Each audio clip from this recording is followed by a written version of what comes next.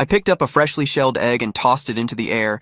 Then I grabbed a needle and thread and threw it after the egg to everyone's surprise. The thread seemed to come to life following my hand as it spun around in an instant. The broken eggshell was perfectly sewn up, and it looked as if there were no traces left. Everyone was stunned. The reason I had such incredible skills was that I had won the national medical competition 3 times in a row. Even the 3 giants of the medical field wanted to collaborate with me. However, on the day I won the championship, I mysteriously disappeared. When reporters opened my car door, they only found a white lab coat left in the back seat. Afterwards, all the media reported on my disappearance, but there were no leads to follow. A year later, I went into hiding and worked as an intern at a medical clinic. No one around me knew my true identity, and they thought I was just a medical newbie until one day a woman came to the clinic. She claimed her child had a high fever that wouldn't subside and handed us a prescription, asking us to help prepare the medicine. I glanced at the prescription and quickly started preparing the medicine. In just 10 seconds, I had everything ready. At that moment, my junior sister looked at me with new respect, but just then, the director rushed in. It turned out that the president's friend was critically ill, and everyone had gone to an academic conference, leaving only the 3 of us behind. The director was frantic and didn't know what to do. My junior sister, remembering how I'd performed earlier, pulled me into action. Time was running out, and the director had no other choice. He told us the patient's symptoms and asked us to each prepare a prescription to quickly alleviate the condition. I quickly prepared the medicine, but my senior brother hesitated and mistakenly confused white peony with astragalus. At that moment, my junior sister rushed over to tell us the patient was nearly at the door. Just then, my senior brother dumped my prescription into the trash because he thought I was just a new intern and didn't know anything about herbs.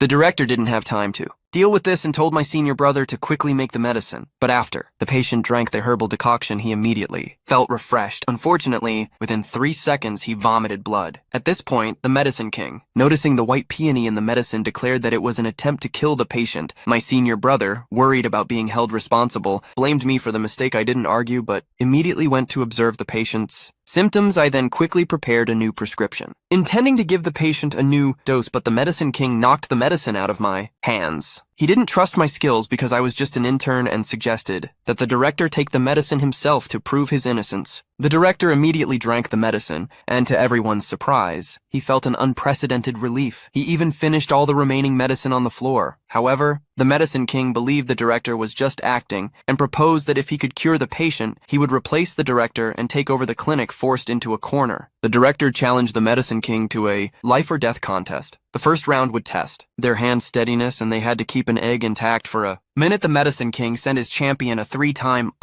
winner of the surgical competition. With a swift motion, the champion sliced through the eggshell within seconds. The shell was fully peeled away, and even the shape of the chicken